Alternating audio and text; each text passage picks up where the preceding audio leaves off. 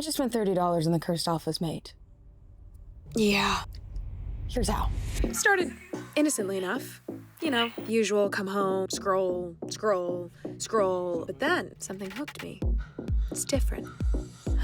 Smutty. He is an alpha wolf. I'm hooked.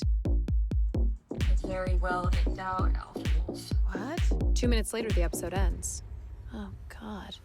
It's late, but just one more. And so I watch. And that one more turned into another, and another, and another, and then... a paywall. What? What? I need to know how she comes out of her ice slumber. I did it. $5. But then, a few episodes later, another paywall. $5 more. And soon, $10, $15, until later that week, I had spent $30 on finishing The Cursed Alpha's Mate. But see, I'm not the only one doing this. Because in just 4 short years, microdramas have become a multi-billion-dollar global phenomenon. And now everyone, from independent investors to major studios, want in on this gold rush. Like it or not, microdramas have become impossible to ignore. Vertical, serialized stories, typically 1 to 2 minutes long, for 70+ episodes, all bingeable in 90 minutes. They're free at first to hook you, then a paywall. And in those 2 minutes, romance, betrayal, revenge, cliffhangers, right when you're hooked. To be honest, some of them are genuinely terrible. But Real Short, Drama Box, Flare Flow, they've figured something out. People are craving this form of content, this speed. It's very much like a telenovela. Now, if you're like me, when you first saw these, you dismissed these as just softcore porn for women. The 50 Shades of Grey for shorter attention spans. But then I met Jen, and she had something pretty interesting to tell me. It's not entirely dissimilar to Shakespeare and Dickens, because they are writing heightened characters, heightened emotions for the masses, which is shown by the numbers. Shakespeare. Call me fascinated. So I dove into the microdrama hole, talking to the executives making these, the platforms distributing them, and the fans burning through hundreds of episodes. And what I began to realize is these microdramas go beyond a one-off guilty pleasure. They're shaping up to be a whole new ecosystem. And that has real implications for content at large.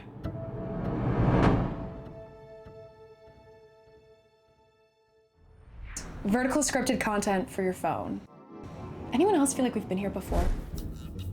Do you remember Quibi? It raised almost $2 billion, promised to revolutionize the way we consume content, and puffed out. Failed 6 months after launch. And yes, there were a few different problems. Several breaking developments tonight in the coronavirus outbreak. Thinking back to 2020, we weren't as used to consuming content the way that we do now. But more than that, Quibi just took a wrong approach to mobile-first content. They invested too much money too quickly in massive production budgets, big star payouts, and this vertical to horizontal technology that is sort of cool, I guess. All while following a Netflix streaming service monetization model. It didn't work. So then why did microdramas work? For that, let's go back to their origin story. Ju's, aka Chinese microdramas, actually originated as Chinese web fiction as early as 2002 before becoming video in 2013. But it wasn't until 2020, around 2022, that the format really became professionalized. And it used a strategy that was totally the opposite of Quibi. Fast shoots, small production budgets, and a monetization system that used a freemium model and then a pay per episode. And this one worked. By 2024, the microdrama market in China had hit over $7 billion. That's more than their local box office. With 830 million viewers, men, women, and children, microdramas, as of 2025, had officially become the fastest growing entertainment industry in China. Naturally, when there is money to be made, the world follows suit. So today there are over 220 microdrama apps in the US App Store alone. They all have weirdly similar names and very similar playbooks. Social media ads, freemium episodes, cliffhangers, paywalls, and endless data collection to make the next series even stickier for your viewing habits. We learn from the data from day one. We kind of learn what type of genres will convert the best, when people tend to watch the next episode, but when they want to drop off from this episode, and what is the pacing patterns actually. And these data will affect us, how we write, how we produce, how we cast. If it wasn't abundantly clear, the storytelling tends to be over the top. Werewolf Alpha Thorn. I'm sorry, the Werewolf Alpha?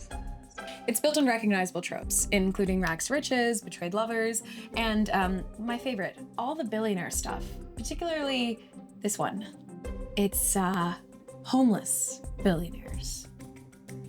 Yeah.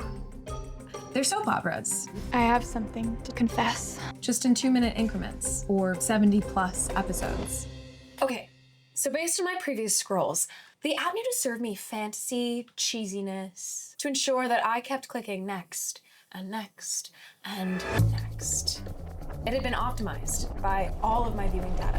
And then by employing the old iTunes model, I ended up shelling out a whole bunch of money to finish all 70 episodes. But see, it's actually a formula that's tried and true. It's the same idea as a slot machine. It hooks you, cliffhanger, paywall, you keep going.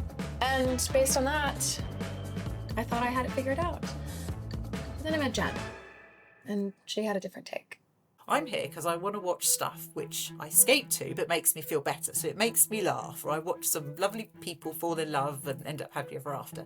The thing that I've had a lot of people say is they are fed up of being lectured by Hollywood and being told how to feel. Behind the silly titles, the steamy posters, the melodramatic plots, microdramas are more than just data. They're still storytelling. Storytelling that's optimized to your emotions. Get you to feel anger, love, lust, betrayal. And then, as Jen points out, it actually goes deeper than that. And who are they delivering it to? Who would you say the main audience is? So this is the amusing thing, because when they came over from China, I think the thought was, well, it'll be the kind of TikTok audience. It will be that kind of younger, sort of late teens, early 20s. What they didn't expect was the early adopters of a new form of media to basically be me, which is women 30 to 60. It's a market that's been massively underserved of women looking for escapism and looking for romance. That's what they deliver. They just fill that. I want this, and I want it now, and I want lots of it. And they deliver that in spades. In Hollywood, say your favorite show is Stranger Things, but God, we just had to wait 3 years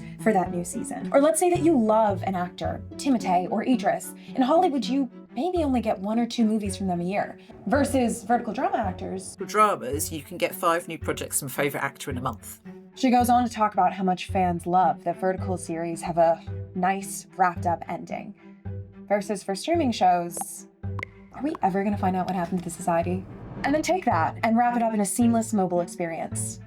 TikTok to app. Stories right when you want them for as long as you want them. It's built for convenience. But beyond the availability, beyond the addiction loop, I began to realize the reason these microdramas have such a strong hold on people is because they're addressing this psychological need, this gap that Hollywood missed. Rom-coms or just romance in general in traditional film is kind of dying. It doesn't get people in theaters anymore. So I think we really filled that gap with our female-driven narratives. It's fantasy fulfillment for women. Fantasy fulfillment for women. It sounds a lot like romance novels. It's similar to Fourth Wing, A Court of Thorns and Roses. Name your favorite romance novel. They have similar posters, similar titles, and often microdramas are adapted from these books. And all of those are operating under the same engine. It's distraction.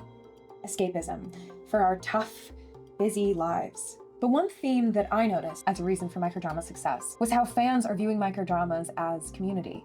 This is one of the first times in recent entertainment where there is a one-to-one, it's almost like it's like a non-parasocial relationship between audience and creator. These actors and actresses and directors and production companies, we're like all in conversation with the fans in a way that the austerity of like celebrity has kind of crumbled. And a lot of apps are experimenting with ways to bring in community even more. For example, Real Short just hosted a fan competition to see who could write, produce, and edit their own vertical drama series. They also offer interactive stories, which I know it's contentious, but I loved Bandersnatch, and I wish there were more. That's just me. I think I get it, right? Microdramas are successful because they are addressing this psychological need that Hollywood has missed. And they're doing that by tapping into our need for dopamine, our variable reward system. For this video, I ended up buying a lot of coins on Real Short. Guess what? Companies took notice of that. Their little tracking cookies followed me from microdramas to my new standing desk to my office in Manhattan, so that when I went to order groceries online or try to buy airplane tickets for my normal web browser, I noticed something funny. Dynamic pricing. Yeah. So that's why when I heard about this week's sponsor, I got so excited. Surfshark VPN. A VPN, yeah, but actually a bodyguard. So Surfshark VPN encrypts my internet activity so that trackers and data brokers can't follow me around anymore, and therefore can't decide how much I should be charged. Surfshark VPN also blocks ads and malware so that I'm not haunted by treadmills to match my standing desk. Their search feature gives ad-free, tracker-free ways to find real results and ensure that I'm not sifting through AI sludge or sponsored sites in order to write a story. It's an internet that feels free and not pre-filtered for the girl who buys 500 microdramas in a month. So seriously, if you want to protect your browsing, soften competitive pricing, or escape the AI slotmobile, you should try Surfshark VPN. Go to surfshark.com/morningbrew or use code morningbrew at checkout for 4 extra months of Surfshark VPN. Now, back to the smut. So I think I understand why people are watching microdramas, but I'm curious about the people making the microdramas. What's going on that they're able to operate so efficiently and in such financially sound ways? Hollywood can be slow. Traditional Hollywood operates on 18th-month production cycles, union contracts, and million-dollar episode budgets.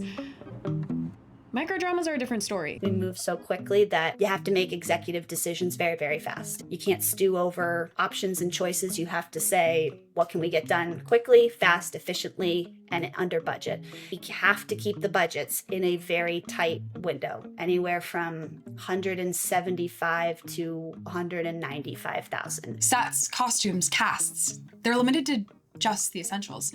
Cameras are rotated for the vertical frame, lighting is broad enough to cover most situations, and scenes are shot with minimal coverage, because time is of the essence. It's like shooting a full-length movie in record amount of time. We're doing 12 to 14 pages a day, which is like unheard of. It's crazy. From concept ideation to publishing on an app, the entire pipeline is about 3.5 months, which is basically unheard of in traditional Hollywood. And apparently, they're not using AI in the writer's room. Very common comment on Vertical is, oh, this is written by AI. It looks like it's written by AI, and but it's actually not at all. So we strictly forbid the use of AI in our writer's room, and a really big reason is simply just because it cannot do what we do. Each company uses its own proprietary take on the same underlying data formula, all designed to deliver feedback fast enough to maintain velocity. And wow, it is quick. Jen Cooper estimates The Real Short is releasing a new series every single day. Hollywood had a rough go of it for a few years, and microdramas have offered this new opportunity of work. Whatever you think about them, they're putting food on the table. At 30, I'm an international TV director. Like, it's a thing that just seemed like unachievable 2 years ago, and my life has absolutely changed thanks to verticals and microdramas. Jen has heard similar stories from people across the industry, people who have been able to pay their mortgages, pay off their student loans. But beyond Hollywood labor opportunities, microdramas have paved the way for a new fandom. And that means conventions, award shows, all offering new jobs, new opportunities. But all of these opportunities, they wouldn't exist if the microdrama business model wasn't as successful as it is. So let's figure out their business model, shall we? Now, across the microdrama industry, it's a freemium model. This freemium model, not all audiences convert to paying users. The ones that do are willing to shell out up to $80 a month for one of these apps, $20 a week. And then, of course, the US market has proved to be particularly valuable. According to data from Sensor Tower, the average in-app purchase per download in the US is 6 times higher than in other markets for Real Short and Drama Box. Jen actually put it into perspective. If you compare it to a cinema ticket, I'd be paying at least the same, if not more, for a cinema ticket. Cinema ticket is the one thing that I then also have to drive back from, and is kind of a pain.